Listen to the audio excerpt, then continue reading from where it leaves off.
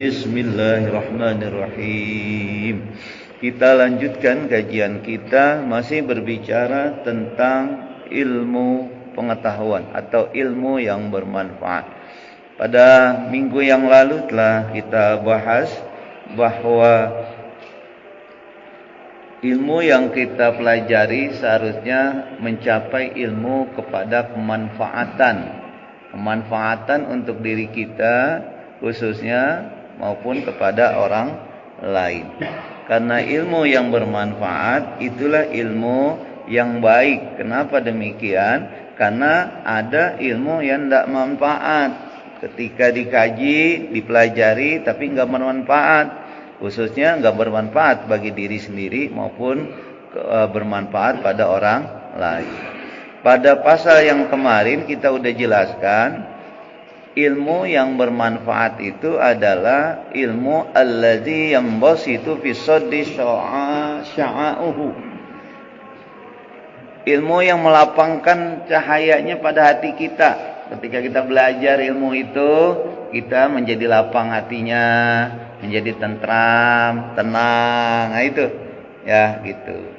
Bukan ilmu yang kita belajar jadi malah banyak kontradiksi, banyak pertentangan. Nah itu, kalau udah begitu ilmunya nanti enggak bermanfaat itu. Yang ada cuma apa? Ya cuma pertentangan saja, enggak nambah ketakwaan, enggak nambah kedekatan pada Allah. Yang kedua, ilmu yang bermanfaat itu yang kasyifu bihi 'anil qalbi qina'uhu. Mampu menyingkap, atau yang kasyifu menyingkap dari hati kita. Apanya yang tersingkap? Qina'uhu, tirainya, penutupnya. Jadi hati kita itu makin terbuka, makin dekat sama Allah itu. Nah, itu yang kita harapkan ilmu kita begitu, ya. Nah, sekarang ada enggak ilmu yang tidak bermanfaat? Ada, gitu. Maka ilmu yang bermanfaat itu adalah ilmu yang kita tidak berhenti sampai punya ilmu pengetahuan itu, tapi kita amalkan ilmu itu. Bisa kita nambah-nambah sedikit dari amal kita. Makanya dalam kata hikmah bahasa Arab itu bahwa al ilmu bila amal kasyajar bila samar. Ilmu tanpa diamalin, yang enggak bisa kita diamalkan meningkat amal itu kasyajar bila samar. Seperti pohon enggak berbuah. Jadi daunnya bagus, ya, itunya bagus, akarnya bagus, tumbuh, tapi buahnya enggak ada, manfaatnya enggak ada. Jadi yang kita inginkan adalah ilmu-ilmu yang bermanfaat, yang bisa ilmu itu ketika kita miliki, kita membuka hati kita, bercahaya, lebih baik lagi kita di hadapan Allah Subhanahu wa taala. Nah, kemudian dari ilmu-ilmu yang bermanfaat ini ada ilmu-ilmu yang lebih baik. Gitu. Dari ilmu-ilmu yang bermanfaat untuk kita, untuk orang lain, kalau kita sudah punya ilmunya, gitu. Ada ilmu yang lebih baik. Ilmu yang lebih baik itu apa? Nah, di sini dikatakan dalam kata nasihat atau kata hikmah selanjutnya, Syekh Ibnu Athaillah menjelaskan, khairul ilmi maka natil khasyatu ma'ahu. Sebaik-baiknya ilmu yang kita tuntut, yang kita pelajari, maka natil khasyatu ma'ahu, itu ilmu yang disertai setelah kita punya ilmu, semakin takut kita sama Allah Subhanahu wa ta'ala, gitu. Jadi ilmu yang mendatangkan kepada semakin takut, al-khauf, semakin takut pada Allah Subhanahu wa ta'ala, gitu. Banyak ilmu yang kita pelajari bukan semakin takut, semakin ngelawan kita sama Allah. Punya ilmu nih, ya. Ketika kita punya ilmu, kita namanya orang berilmu mengandalkan logika berpikir. Akhirnya ketika dia pandai berpikir, nah dia bertanya, Aina Allah? Kan semua sesuatu itu ada yang menciptakan. Lalu yang menciptakan Allah siapa? Nah, itu ilmu-ilmu yang begitu tuh nggak boleh dipelajari itu. Gitu. Kenapa demikian? Ya karena memang tidak perlu kita menciptakan mencari di mana Allah. Cukup pembuktian Allah itu dengan makhluk-makhluk ciptaan-ciptaannya gitu. Karena kita nggak mampu untuk itu. Jangankan kita untuk mempertanyakan tentang di mana Allah, bagaimana Allah. Ya, ciptaan-ciptaannya aja yang membuktikan akan keberadaan Allah, kita nggak mampu untuk mencerna satu persatu. Nah, jadi ya di sini katakan sebaik-baiknya ilmu yang mendasarkan rasa takut. Gitu. Jadi semakin hari kita menuntut ilmu, semakin dekat, semakin takut kita sama Allah Subhanahu wa taala. Maka ya, karena tidak semua ilmu itu mendatangkan rasa takut sama Allah, maka di sini dikatakan bahwa khairul ulumi ma yalzamu wujudal khasyati lillahi ta'ala. Sebaik-baiknya ilmu yang kita pelajari ma yalzamu atau yalzimu wujudal khasyatillah, yaitu ilmu yang yalzam, iltizam, tetap, yang terus menerus ketika kita berilmu wujudul khasyati lillahi, adanya rasa takut gitu. Jadi semakin tebal tuh rasa takut pada Allah. Nah, kenapa demikian ya? Li'anna Allah Ta'ala asna 'alal ulama'i bizalika. Oleh karena itu katanya, karena orang semakin berilmu semakin takut sama Allah. Li'anna Allah Ta'ala, sesungguhnya Allah Subhanahu wa taala asna 'alal ulama'i bizalika, itu memuji dengan demikian para ulama katanya. Makanya para ulama itu adalah orang-orang yang paling takut sama Allah Subhanahu wa taala gitu. Tapi kalau ada ulama yang enggak takut sama Allah, itu belum ulama namanya. Dalam kacamata Allah ya, dalam penglihatan keilmuan Allah, orang-orang yang belum takut sama Allah, bahkan sedikit takutnya katanya, belum terkategori ulama. Kenapa demikian? Karena Allah jelaskan dalam Al-Qur'an, innama yakhsyallaha min ibadihil ulama. Sesungguhnya orang-orang yang paling takut sama Allah yaitu ulama. Ulama adalah orang-orang yang takut sama Allah. Kalau selama orang punya ilmu pengetahuan yang tinggi tapi tidak takut sama Allah, belum kategorinya ulama. Meskipun pintar, ya, meskipun dia hebat dalam satu sisi dalam keilmuannya, tapi kalau dia tidak takut sama Allah, belum kategori dia ulama. Karena ulama innama yakhsyallaha min ibadihil ulama. Fa kullu ilmin la khasyata ma'ahu, setiap ilmu yang tidak di sana yang memberikan penambahan ketakutan kepada Allah, fala khaira fihi, maka enggak ada kebajikan, enggak ada kebaikan bagi orang yang menuntut ilmu itu. Bahkan dikatakan di sini la yusamma sahibuhu aliman alal haqiqah. Tidak dinamakan orang yang punya ilmu sahibu aliman, yang mempunyai ilmu itu ya, aliman alal haqiqah, orang alim secara hakikat. Jadi orang alim itu bukan orang yang ngajar-ngajar gini, yang di depan yang pandai begitu, bukan. Orang alim itu orang yang paling takut. Makanya jangan kita merasa, oh saya nggak punya ilmu, saya nggak belajar terus sampai sekarang, enggak. Ya, jadi orang alim itu orang yang takut sama Allah, bukan orang yang pandai ilmunya, enggak. Gitu ya. Nah, semakin kita takut sama Allah, itulah orang alim. Itulah orang-orang yang namanya ulama. Tapi dari sisi hakikat. Kalau dari sisi syariat, orang-orang alim itu orang yang pandai bersilat lidah, yang pandai berkata, yang keilmuannya tinggi. Tapi secara hakikat enggak.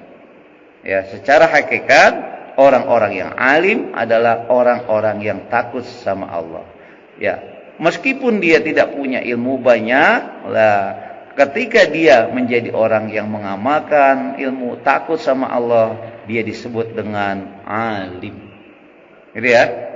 Beda ya pandangannya. Kalau pandangan lahir orang alim, orang yang berilmu banyak. Tapi kalau dalam pandangan hakikat, orang alim adalah orang yang takut sama Allah. Meskipun barangkali ilmunya sedikit, tapi dia takutnya banyak sama Allah, itu namanya orang alim secara hakikat. Gitu. Bisa jadi kita semua bapak nih, ya, ibu, itu adalah orang alim, yang lebih takut. Maka kategorinya adalah alimah. Jadi baik ya, ulang lagi, bagi sebaik-baiknya ilmu yang kita tuntut adalah ilmu-ilmu yang mendatangkan rasa takut kita kepada Allah Subhanahu wa taala.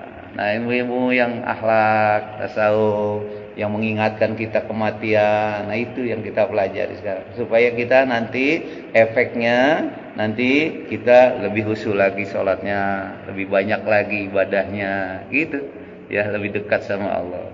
Tapi kalau semakin berilmu semakin jauh, nanti khawatir kita terkategori kepada apa yang disampaikan Imam Syafi'i dalam Kasyifatus Saja, man izdada ilman wa lam yazdad hudan lam yazdad minallahi illa bu'dan. Siapa yang ditambah-tambah ilmunya tapi hidayahnya tidak ditambah oleh Allah, bertambah ilmu, lam yazdad minallah, bukan tambah jauh dia, bukan jamaah dekat dia pada Allah, tetapi dia tambah jauh dari Allah Subhanahu wa taala. Dah. Kemudian pasal selanjutnya, bismillahirrahmanirrahim. Al-ilmu in qaranathul khasyatu falaka wa illa fa'alaika. Al-ilmu, adapun ilmu, in qaranathul khasyata, jika menyertai, qaranathu ilmu itu, al khasyatu rasa takut, falaka maka itu ilmu yang berguna bagimu, bermanfaat bagimu. Wa illa, tapi apabila ilmu itu tidak disertai dengan rasa takut kepada Allah, fa'alaika maka dia akan menjadi petaka ilmu itu. Tuh, ya. Jadi ilmu yang kita pelajari, apapun ilmunya, kalau disertai nanti setelah kita dapat ilmu rasa takut kita bertambah, falaka itu secara hakikat itulah ilmu yang berguna. Tapi sebaliknya, wa illa fa'alaika, andai kata tidak kita pelajari ilmu tapi bukan rasa takut, makan rasa berani kita, atau barangkali ya biasa-biasa saja kita punya ilmu atau tidak, biasa saja rasa takut kita pada Allah Subhanahu wa taala, fa'alaika maka itu akan menjadi petaka bagi kita, celaka bagi kita. Kenapa demikian? Ya. Karena ilmu yang kita pelajari, kalau orang udah berilmu ada tugasnya. Bukan berhenti sampai dia punya ilmu. Tugas orang berilmu itu memberikan memberikan pelajaran atau memanfaatkan ilmu itu baik pada diri sendiri maupun pada orang lain. Tugasnya gitu, ya. Kalau kita punya ilmu, tugasnya adalah mengajar. Makanya dalam hadis, kun aliman, adalah engkau, jadilah engkau aliman, orang yang alim, mempunyai milik ilmu. Kalau punya ilmu nanti ya wajib menyebarkan. Kalau kita enggak punya ilmu, au muta'alliman, atau kita menjadi orang-orang yang belajar. Jadi posisi kita itu kalau enggak ngajar, belajar. Kalau kita enggak bisa belajar, au mustami'an, atau kita cukup mendengar. Sekarang kita pakai mic nih pakai speaker nih ya, kencang, dengerin aja ya, enggak hadir bisa di masjid ini, dengerin dari rumah, dari mana yang bisa kita dengar. Nah, kan banyak tuh sekarang kalau ngaji itu, bisa jadi dari YouTube, dari mana, mustami'an. Itu kategori mustami'an. Kalau kita enggak bisa begitu, au muhibban. Yang keempat, boleh saja kita enggak jadi orang alim, orang enggak belajar enggak sempat, dengerin enggak sempat, au muhibban, atau kita menjadi orang-orang yang senang pada adanya orang yang lagi nuntut ilmu. Ini empat ini nih yang dibolehkan. Kun aliman, au muta'alliman, au mustami'an, au muhibban. Nah, tapi kata Rasul, wala takun khamisan, Jangan engkau menjadi orang yang kelima. Orang kelima itu apa? Ngajar nggak bisa, belajar enggak, dengar enggak. Orang lagi belajar, ada pembelajaran dia nggak suka. Nggak suka. Nah ini. Wala takun khamisan fatuhlaku. Jangan kau menjadi orang-orang yang kelima, maka akan hancur dirimu. Akan tuhlaku itu akan hancur dirimu, akan susah dirimu. Gitu. Nah, kembali kepada pasal ini. Jadi kita pandai-pandai sekarang tuh nyulut ilmu. Kenapa? Umpamanya begini. Kita sekarang mau belajar apa nih? Ya. Kalau kita mau belajar yang umpamanya sekarang udah tua-tua gini mau belajar matematik. Susah nggak kira-kira? Ngabisin waktu nggak? Ya habis buat apaan? Iya. Jadi yang kita tuntut apa kita kira-kira? Yang tadi ilmu-ilmu yang bermanfaat yang bisa mendatangkan ketakutan kita kepada Allah. Itu prinsipnya. Nah, selama ilmu itu akan bisa menyertai kita akan takut kepada Allah, itulah ilmu yang akan berguna. Tapi kalau kita mempelajari ilmu yang sekarang kayaknya saya mau mempelajari ilmu-ilmu apa kan banyak sekarang ya. Mempelajari apa aja lah ilmu yang kita butuhkan. Tapi kalau enggak bermanfaat untuk apa? Itu. Makanya harus disaring tuh. Dalam usia-usia seperti bapak-bapak kita ini cari ilmunya disaring-saring.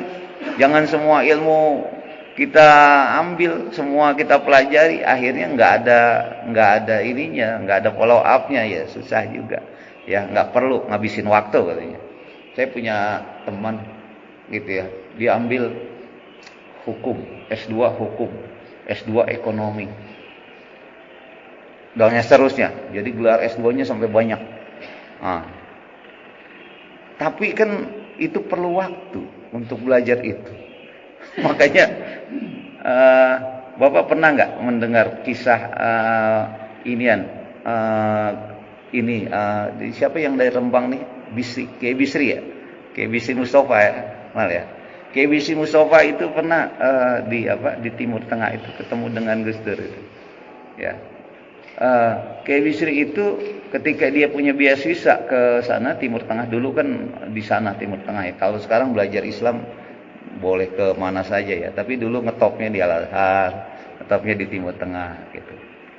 Ketika lagi dialog Kiai Bisri dengan Gus Dur itu, Gus belajar apa di sini? Gitu. Ya itu belajar ilmu-ilmu nahwu sorof dan seterusnya gitu. Ditanya itu, Gus Durnya nanya kepada Kiai Bisri, saya belajar itu karena memang dari dulunya basicnya pesantren gitu. Kalau Gus di sini kuliah nggak? Enggak. Terus ngapain itu? Ya orang saya lihat pelajarannya sama pesantren, ngapain ngabisin waktu aja gitu. Dia enggak gitu. Hebat tuh. Jadi dia lihat pilih-pilih ilmu yang dipelajari itu. Kalau sekarang Pak, nih ya, kalau yang kita S1 di UIN, di EN dan seterusnya, itu kalau kita belajar ilmu sudah basicnya dari pesantren, itu sebenarnya ngulang-ngulang aja, Pak. Karena pelajarannya udah di pesantren sudah ada itu. Sudah ada semuanya. Bahkan lebih dalam kalau kita udah kaji nahwu sorof, mantek, balaghah, ma'ani dan seterusnya. Jadi udah lebih dalam di sana. Nah, tapi kalau kita mau ngambil gelar ya silakan saja, ya nggak apa-apa. Nah, artinya begini, ya, yang saya mau sampaikan bahwa harus pilih-pilih mana ilmu-ilmu yang perlu dalam kehidupan kita, mana yang enggak. Karena ilmu itu banyak, ya. Kalau ilmu-ilmu yang sekarang nih yang kita perlu ya ilmu yang mendatangkan lebih ketakutan kepada Allah, lebih meningkatkan ibadah kita pada Allah, itu saja. Ya, bagaimana caranya kita lebih khusyuk, bagaimana caranya kita dalam kehidupan lebih dermawan lagi. Nah, ini ilmu-ilmu yang begini. Kenapa demikian? Karena ini langsung ketika kita praktekkan kita bisa menambah amal. Itulah yang akan menghasilkan pahala yang besar dalam diri kita. Tapi kalau masih mempelajari teori-teori tentang keilmuan, lama baru teori-teori ya. Tapi jangan juga kita mempelajari sekarang ilmu tasawuf nih. Contoh nih ilmu tasawuf ya. Ilmu yang hierarki keilmuannya sudah tinggi. Sudah tatanan pada pelaksanaan. Tapi ilmu fikih kita, ilmu syariat kita enggak ada. Nanti orang pakai tasawuf saja enggak pakai fikih. Nah, bahaya itu. Jadi kita pakainya ilmu syariat itu sebagai standar dulu, dasar hukum kita ibadah, baru nanti kita lanjutkan pada akhlak tasawuf. Saya contohkan begini, yang ringan itu, ya. Belajar ilmu salah satunya kita belajar sholat. Jangan belajar sholat dari tatanan tasawuf dulu. Kalau tasawuf itu mempelajari ilmu sholat itu adalah ketika seseorang yang namanya sholat itu yang dipentingkan adalah kekhusyuan, konsentrasi. Ya, kenapa? Karena sholat itu Allah perintahkan dalam Al-Quran, aqimis sholata li zikri, dirikanlah sholat untuk mengingatku. Jadi yang mau ditata itu bukannya gerakannya, tapi hatinya, supaya dia mengingat Allah mulai takbiratul ihram sampai salam, dia selalu mengingat Allah. Ini kan kajiannya kajian qalbun, kajian dalam, kajian batin. Itu ditata oleh akhlak tasawuf yang kita kaji ini. Tapi sebelum kita menata hati, harus tata dulu fisiknya, gerakannya. Nah, itu ditata, dipelajari oleh ilmu-ilmu lahir yang disebut syariat. Ada hadisnya, bagaimana takbiratul ihram, bagaimana baca Al-Fatihah, bagaimana ruku, bagaimana sujud. Nah, itu ya. Jadi supaya gerakan lahirnya baik, bagus, kemudian hatinya nyambung sama Allah. Kalau belajar dari tasawuf dulu, yang ditata hati, nanti dia akan berkata begini, biarkan saja fisik mah. Dia mau bagaimana, yang penting hati. Maka ada orang yang prinsipnya sholat itu eling.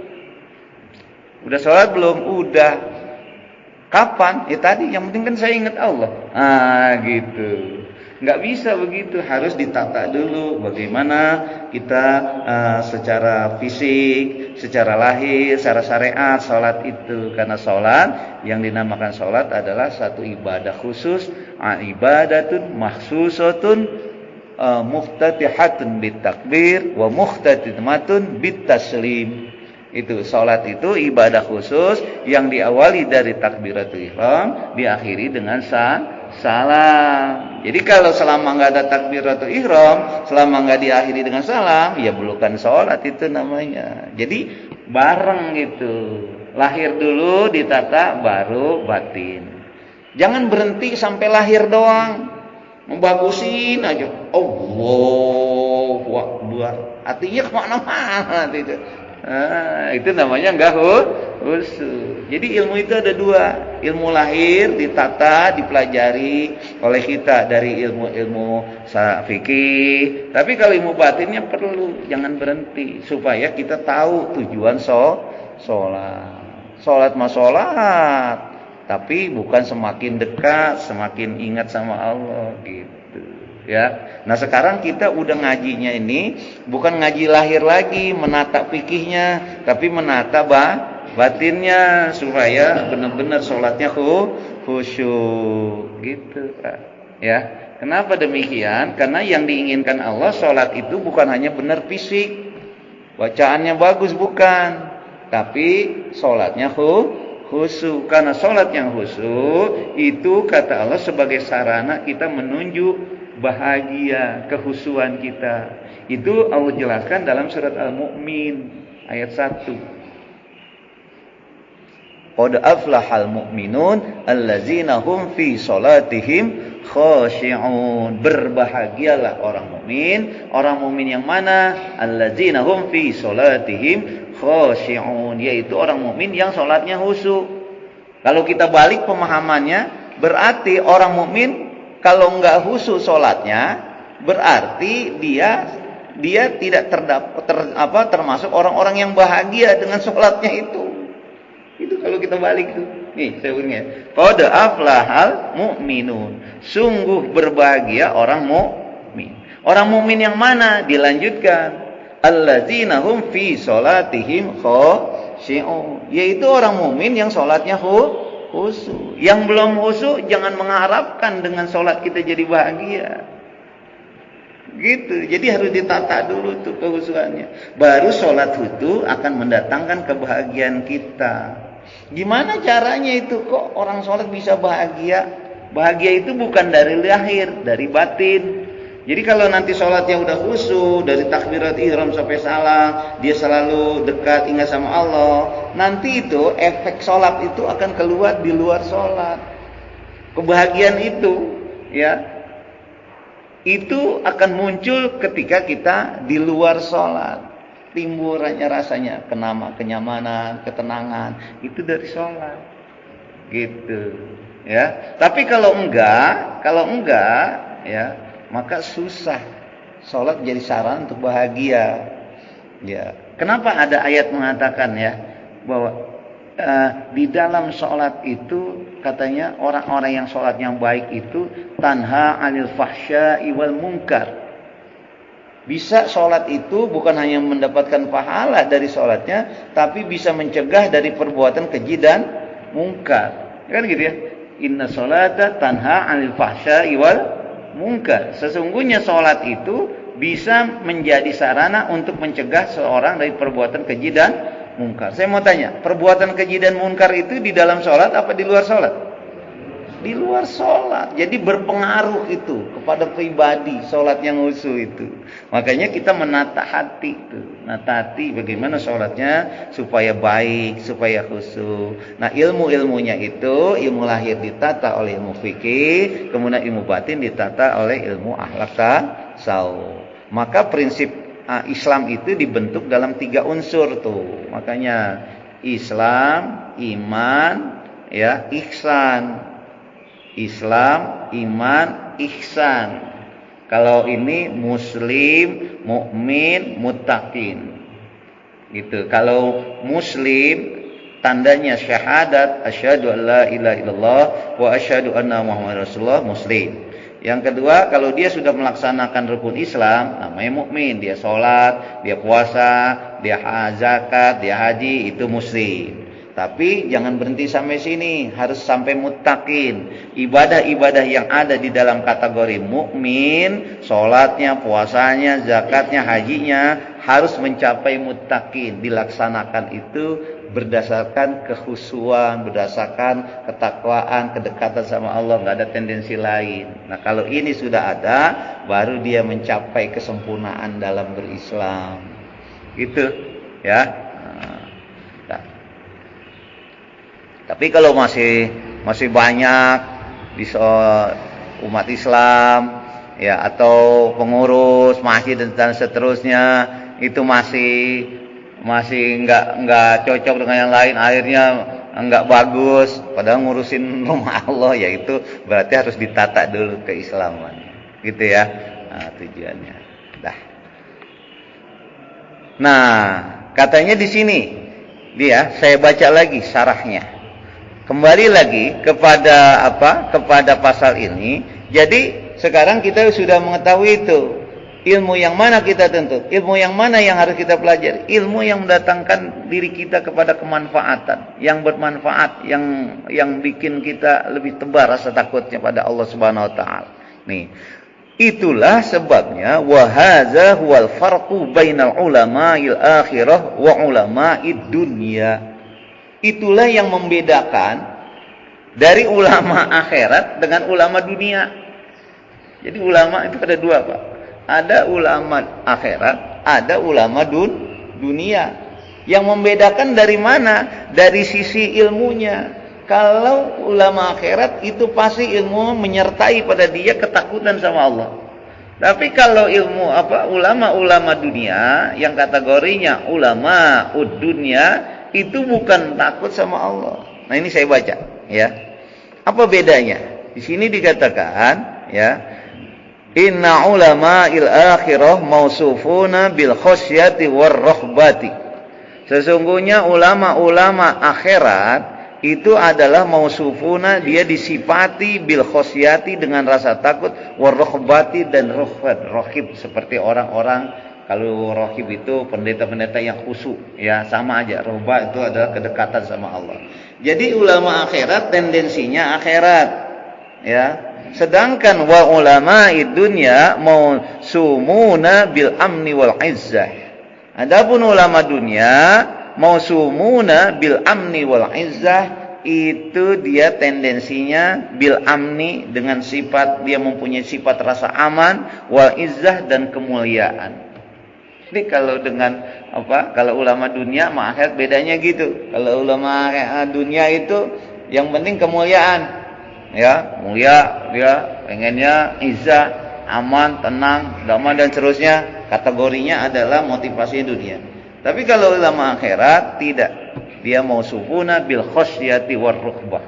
Dia selalu motivasinya untuk ketakutan sama Allah dan ruhbah, dia kedekatan dia kepada Allah Subhanahu wa taala. Tinggal kita mau kemana ini? Kita mau menjadi orang-orang alim cara dunia atau akhirat gitu. Tinggal kita saja gitu. Karena banyak sekarang dalam kehidupan kita itu ada ulama-ulama yang yang untuk dunia.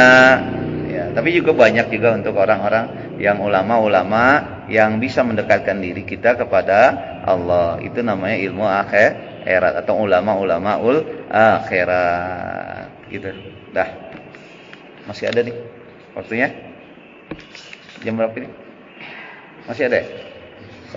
Masih panjang. Satu lagi ya, satu lagi. Bismillahirrahmanirrahim. Nah, ini masih tentang kalau tadi tentang ilmu, sekarang tentang ini, tentang masalah lain. Bismillahirrahmanirrahim. Mata alamaka adamu iqbalin nasi 'alaika aw tawajjuhum bizzammi ilaika farji ila ilmillahi fika fa in kana la yuqni'uka ilmuhu fa musibatuka bi'adami qana'atika bi'ilmihi asyaddu min musibatika biwujudil adza minhum. Artinya apa? Mata ketika alamaka ya, sedih ketika engkau sedih kenapa? Adamu iqbalin nas, karena tidak adanya penyambutan dari manusia pada dirimu, au tawajjuhum bizami, atau dia menghadap dirimu bizami ilaika, tapi dengan mencela dirimu. Farji ila ilmillahi fika, maka kembalikanlah olehmu ila ilmillahi fika, kepada pengetahuan Allah fika, pada dirimu. Fa in kana la yughni'uka ilmuhu, maka seandainya pengetahuan Allah la yu'ni'uka itu tidak merasa puas engkau dengan ilmu Allah, fayusibatuka bi'adami qana'atika, maka sebenarnya musibahmu, deritamu bi'adami qana'atika, dengan ketidakadapuasan dirimu, bi'ilmi, dengan ilmu Allah, asyaddu min musibatika, itu lebih sangat menyakitkan, min musibatika, daripada deritamu, biwujudil adza minhum, dengan adanya disakiti oleh minhum, oleh sebagian manusia. Nah, pasal ini menjelaskan kepada kita gini katanya, ketika kita merasa sedih dengan enggak adanya penyambutan, penghormatan oleh manusia. Kadang-kadang kita kan sifatnya itu pengen dimuliakan orang ya. Ya. Makanya kita biasanya begitu, punya sifat manusia itu, pengen dianggap lebih dimuliakan, dipanggil orang apalah, dipanggil orang baik dah gitu. Tapi suatu saat kita nggak dipanggil orang. Andai kata kita merasa sedih katanya dengan tidak adanya penghargaan, penyambutan orang lain. Bapak kalau dipanggil bapak umpamanya sama anak-anak gitu, dipanggil nama dan dipanggil bapak, itu beda nggak? Beda nggak? Beda ya. Ibu sama orang lain dipanggil ibu atau dipanggil, ada satu orang manggil nama, beda nggak? Ya beda. Kayak gitu. Padahal sebenarnya sama aja nggak? Ya sama. Ustadz suatu hari dipanggil ustadz, suatu hari dipanggil bapak, itu beda. Ya. Kok saya nggak dipanggil ustadz? So saya nggak dipanggil bapak, dipanggil nama, beda nggak? Orang udah haji, ya. Suatu saat dipanggil namanya nggak pakai haji, beda nggak? Beda. Padahal panggilan itu kan status sosial aja, Pak. ustadz, kiai, bapak, itu status sosial aja. Di sisi Allah itu beda nggak? Enggak. Tapi kadang-kadang kita karena manusia, ya, itu melekat status sosial kita. Ketika kita biasa dipanggil Bapak Haji, nggak dipanggil, jadi kita merasa kecewa. Betul ya? Gitu ya. Nah, ini contoh-contoh saja. Ya. Nah, pasal ini menjelaskan ketika kita merasa kecewa, merasa sedih karena orang tidak nyambut kita, atau orang datang sama kita, tapi datangnya itu bukan memuji kita, tapi mencela kita, mendiskreditkan kita, gitu. Nah, bagaimana caranya? Kan dalam keadaan sosial itu setiap harinya kan pasti orang itu ada yang suka, ada yang enggak sama kita. Ya, kadang-kadang kita merasa sedih dengan keadaan demikian. Maka caranya, kata Sayyidina Ta'ilah, farji ila ilmillahi fika. Kembalikanlah kalau kita menghadapi itu, kembalikanlah farji ila ilmillahi fika. Kembalikanlah kepada pengetahuan Allah tentang dirimu. Kira-kira Allah tahu nggak hakikat kita ini? Orang baik atau enggak baik, orang berilmu atau tidak, tahu nggak itu? Tahu Allah mah. Meskipun sekarang gini nih ya, kita pakai begini nih ya, pakai begitu ya. Orang lain yang nggak kenal itu, wah ini Pak Ustadz, ini Pak Kiai. Tapi hakikatnya Allah tahu nggak Kiai atau Ustadz atau orang biasa dia? Tahu.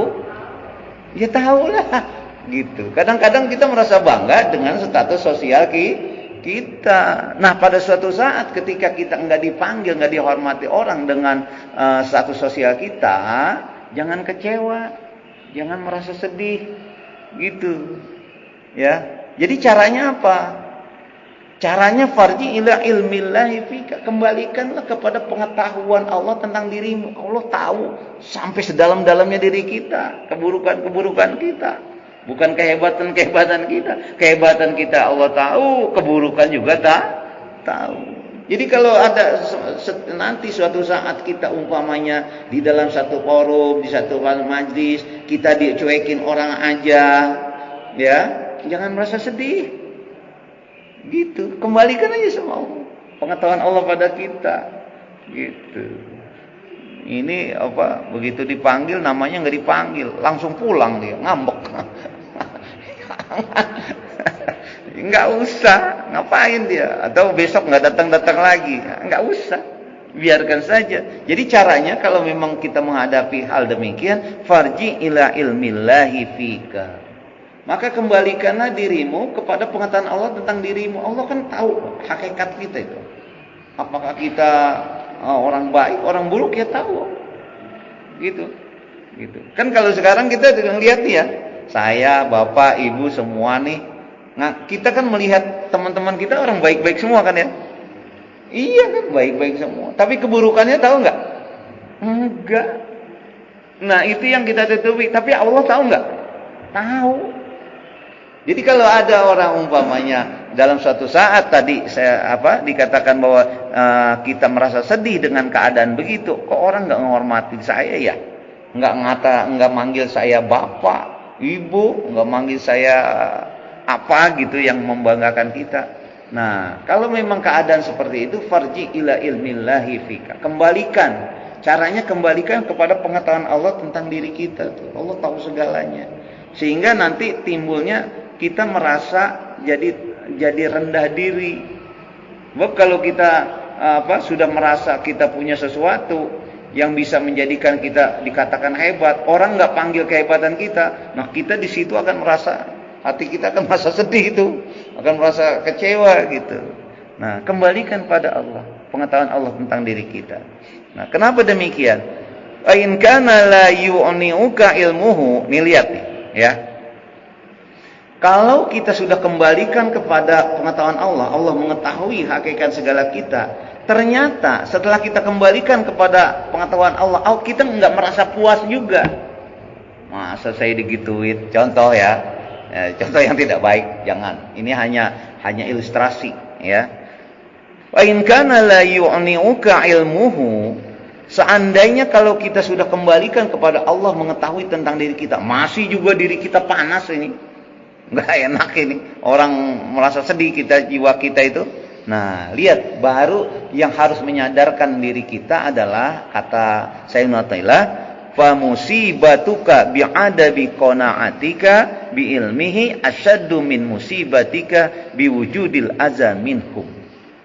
Maka kata Sayyidina Ta'ilah, maka ya, fa musibatuka, sesungguhnya deritamu, ketidakenakan hatimu, bi'adami qana'atika, dengan tidak adanya kepuasan dirimu, biilmihi, dengan ilmunya Allah, itu asyaddu min musibatika biwujudil adza minhum, itu lebih parah, lebih menyakitkan daripada derita dengan adanya disakiti perasaan kita oleh kata-kata manusia.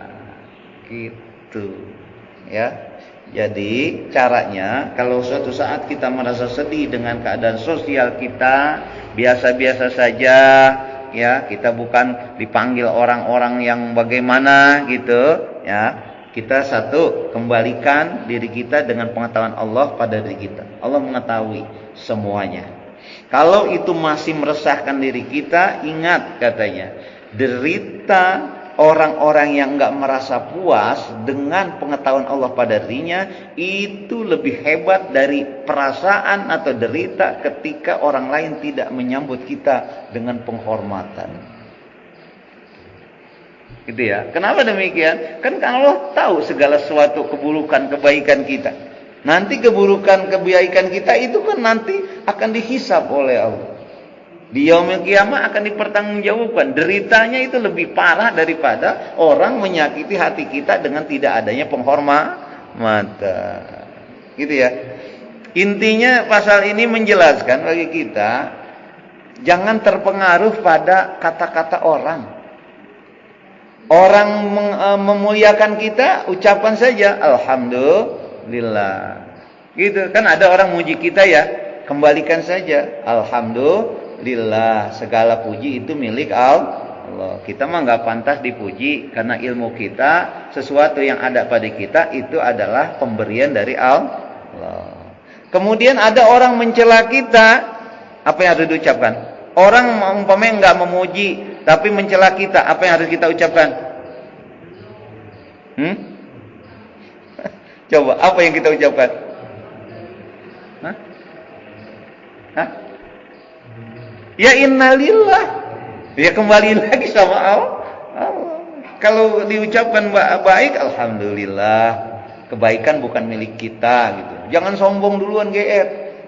Pak, Bapak ini hebat banget. Wah, emang siapa dulu? Udah mulai dah. Kalau udah begitu udah sombong dah. Gitu. Anak Bapak hebat banget. Wih, siapa bapaknya? Siapa ibunya? Udah mulai dah sombong. Jangan. Seakan-akan itu adalah milik kita. Udah gampang sajalah. Jadi kita tidak keluar dari Allah saja. Kalau orang muji kita, alhamdulillah. Kalau orang ada mencela kita, innalillah, sesungguhnya dari Allah. Udah. Plong nggak dada kita tuh? Plong kalau begitu. Tapi kalau kita pikirin, orang nyela kita pikirin, waduh, nyelaknya kita 1 meter, akhirnya jadi 2 meter penyakitnya. Gitu. Jadi jangan terpengaruh kepada puji atau celaan orang. Dipuji juga kita tidak meningkatkan derajat kita pada Allah. Dihinakan pun tidak akan merendahkan diri kita, status kita di hadapan Allah Subhanahu wa taala. Jangan dihina 1 dibalas 2. Ya. Kemudian ketika dipuji orang itu menganggap sesuatu yang barangkali orang muji karena kita punya sesuatu yang lebih dari orang, itu menganggap itu milik kita. Padahal itu adalah pemberian dari Allah Subhanahu wa taala. Jadi intinya pasal ini menjelaskan, memberikan pelajaran pada kita, ya. Kita harus menjadi orang-orang yang mandiri. Kita harus orang-orang yang selalu konsentrasi kepada Allah. Jangan sampai ya pujian orang, jangan sampai cacian orang mempengaruhi diri kita. Orang-orang yang orang lain yang menganggap kita baik atau tidak baik, itu sebenarnya ujian bagi kita. Ya, ketika orang mencela kita, itu sebenarnya bukan merendahkan, Pak, menguji kita. Ketika orang memuji kita, ia juga enggak meninggikan kita, diri kita di hadapan Allah. Jadi tetap konsentrasi kembalikan kepada Allah. Simpelnya, ya, yang paling praktis ketika dipuji tadi saya katakan alhamdulillah. Ketika orang merasa tidak enak kita dihina kita oleh orang lain, innalil, sudah selesai. Ya, semuanya kita kembalikan pada Allah Subhanahu wa taala. Nah, mudah-mudahan kajian pasal ini itu membuat kita makin tentram, makin tenang, Pak, hidup, Pak. Ya. Kan yang menjadi masalah kadang-kadang dalam hidup itu kita mempermasalahkan sesuatu yang bukan masalah bagi diri kita. Kita mempermasalahkannya. Kenapa ya orang begini, akhirnya timbul ya. Kalau enggak gini-gini, nah itulah yang menjadi hati kita enggak tentram. Ya. Tapi kalau kita sudah kembalikan kepada Allah, ya sudah, kita kembalikan saja sama Allah. Innalillah atau alhamdulillah. Wallahu a'lam bishawab. Ya. Baik, saya rasa demikian kajian pada pagi ini. Mudah-mudahan nambah ilmu-ilmu kita untuk kita amalkan dalam setiap harinya, ya. Jadi mudah-mudahan semakin bertambah ilmu kita, semakin baik lagi, semakin soleh lagi kita, dan tentunya semakin banyak amal-amal ibadah kita untuk bekal kita di akhirat nanti. Amin ya robbal alamin. Ada pertanyaan enggak? Silakan. Ya, silakan Pak Haji. Kurban. Iya. Dalam kepanitiaan itu banyak ulama mengatakan bahwa banyak usaha dengan tata caranya mengatur tentang masalah kurban. Ya, itu dari segi masalah pengumpulan uang yang dikumpulkan oleh panitia dan diberikan habis, lalu uang sisa uang itu kita pakai karena dosa. Sedangkan itu kan bukan panitia juga. Nah, pada tujuannya ini permasalahan supaya korban ini betul-betul bermanfaat. Iya. Dan panitia nggak melarang kalau mereka tidak mau. Iya. Katanya panitianya banyak dosanya gitu. Gimana pertanyaannya? Maksudnya kesimpulannya kenapa panitia itu dibebankan banyak dosanya? Banyak dosanya? Buatan kepanitiaan itu. Oh, ada statement gitu ya? Bisa membingungkan Pak. Kita kan tidak malu ya. Iya. Sebagai di sini juga sebagai pelaksana kurban juga ya. Iya. Ya kalau kita dapat sampai itu Pak. Iya. Bukan dosa, sedang orang yang berbuat dosa aja kan. Iya, iya. Baik. Gini, Pak. Di bulan haji ini orang yang mampu itu yang mampu ekonominya diwajibkan pergi haji. Makanya saudara-saudara kita tuh lagi ibadah tuh di tanah suci. Yang enggak mampu haji, ya, ini bulan haji itu disunahkan berkurban. Ya, berkurban. Kalau punya, kalau enggak punya, ya, berarti disunahkan dia puasa tarwiyah dan arafah. Itu agama tuh luar biasa, Pak. Indah sekali agama kalau dipahamin itu. Ya, yang enggak mampu kurban, ya dia puasa, tapi dia ibadah di bulan haji. Nah, sekarang berbicara tentang kurban. Kurban itu berasal dari qoroba. Aslinya mendekatkan diri kepada Allah. Dengan hartanya orang mendekatkan diri kepada Allah. Jadi tujuan berkurban, dia sisihkan uangnya sebagian, ya, dia untuk mendekatkan diri kepada Allah. Bagaimana prakteknya? Prakteknya kurban disembelih oleh panitia dibagi-bagikan kepada orang-orang sekitar yang dianggap kurang mampu. Ya. Nah, ini lihat nih, di dalam kepanitiaan ini harus dicerna. Ya. Berarti orang yang berkurban itu dia berkurban dengan hartanya. Panitia itu siogianya, idealnya berkorban dengan tenaganya. Jadi sama-sama berkurban ini. Kalau orang yang mampu berkurban dengan uangnya, dibelikan kambing, dibelikan sapi, diserahkan kepada panitia. Panitia membantu orang berkurban untuk mendistribusikan kepada mustahik. Dia berkurban dengan tenaganya. Semuanya dapat pahala, Pak. Orang yang berkurban nggak akan bisa dia sampai kurbannya kalau tidak ada panitia yang membagikan. Dia dapat pahala itu panitia. Nah, panitia juga begitu. Dia dapat pahala dari tenaganya untuk dikurbankan, untuk mendistribusikan. Idealnya begitu. Ya. Tapi yang banyak terjadi nanti seperti yang Pak Haji katakan itu, banyak dosanya.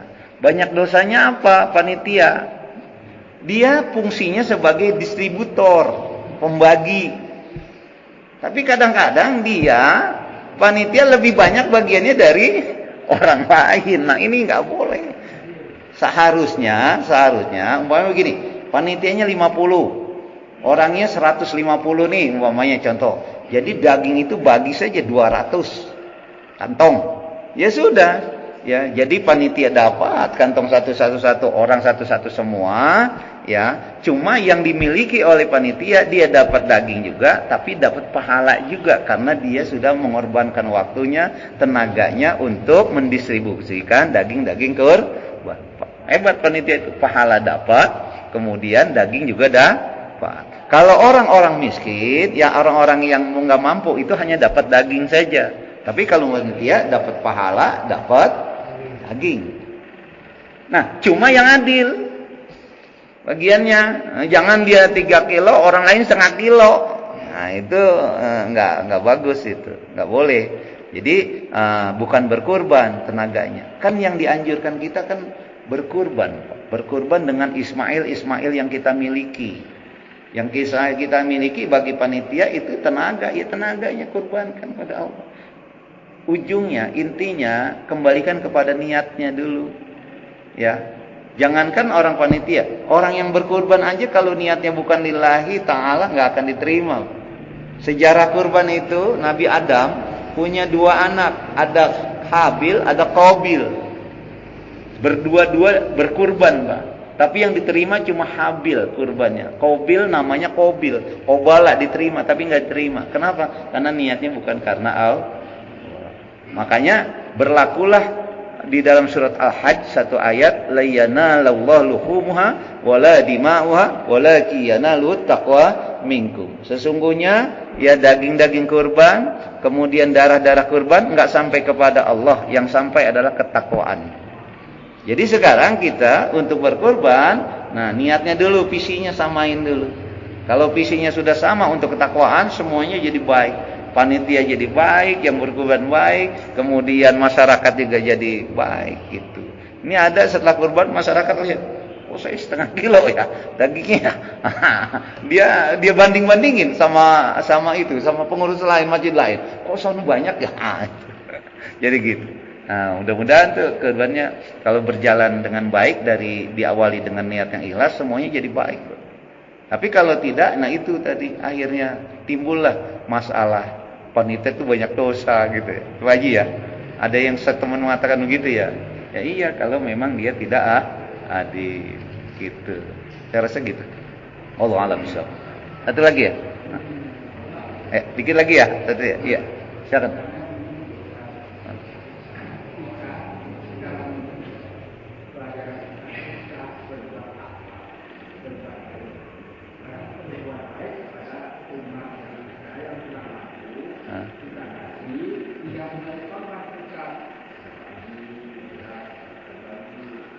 Iya. Gitu. Iya. Kalau di bulan haji yang paling utama ibadah itu kurban. Di bulan khusus ya, nanti 10 Zulhijjah ya. Hadisnya adalah ya ma amila adamiyun min yaumin nahri ahabbu ilallah min ihraqid dam fa inna dama la yaqau ilallahi bi makanin qabla ay yaqa 'alal ard fatibu biha nafsan. Itu hadisnya. Tidak ada ama anak Adam di hari nahar tanggal 10, 11, 12, 13 kecuali mengalirkan darah, menyembelih hewan kurban.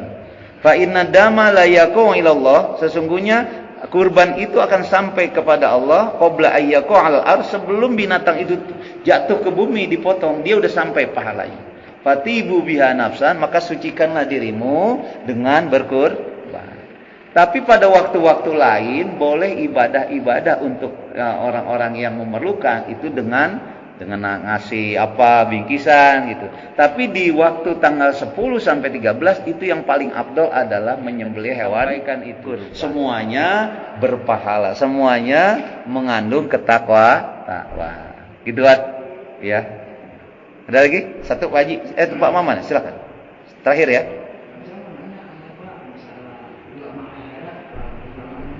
Iya.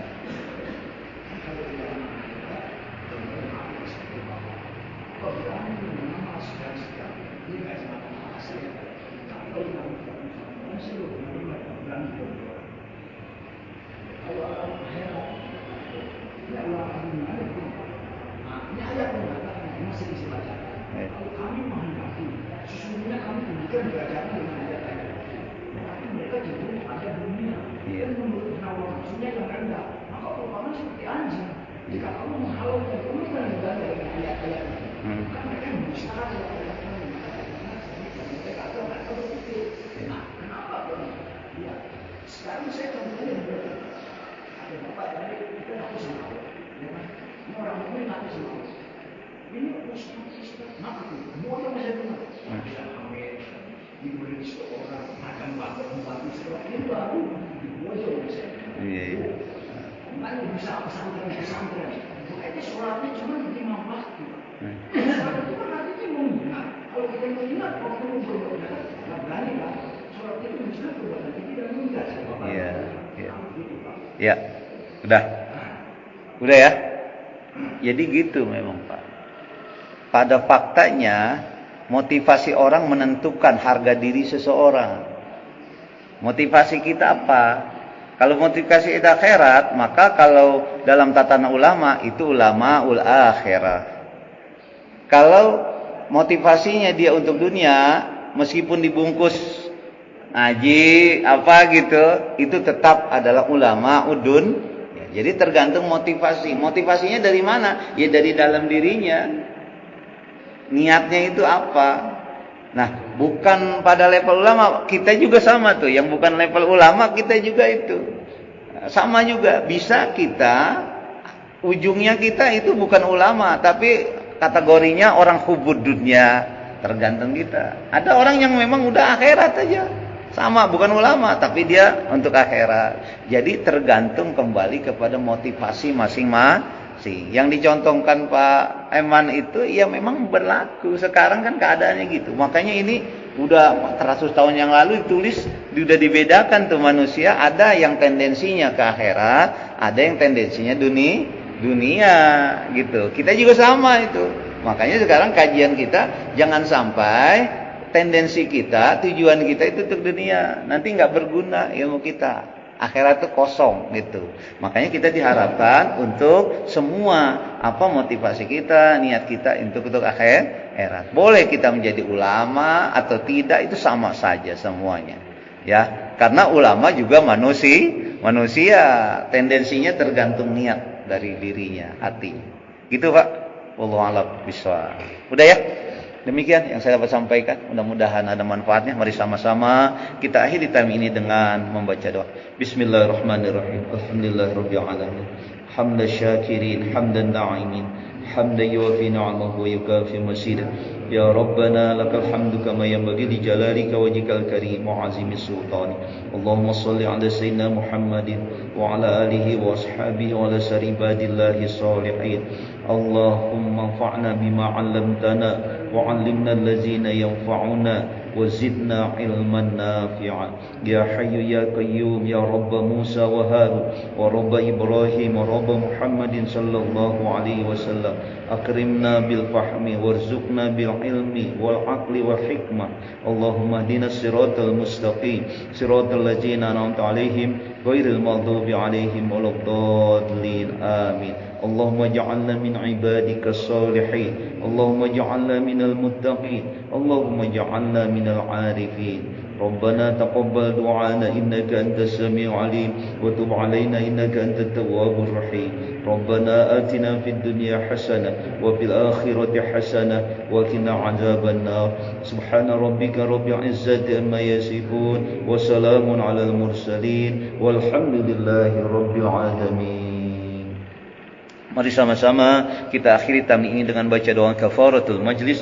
Subhanakallahumma wa bihamdika asyhadu an la ilaha illa anta astaghfiruka wa atubu ilaik. Kurang lebihnya mohon dimaafkan. Assalamualaikum warahmatullahi wabarakatuh.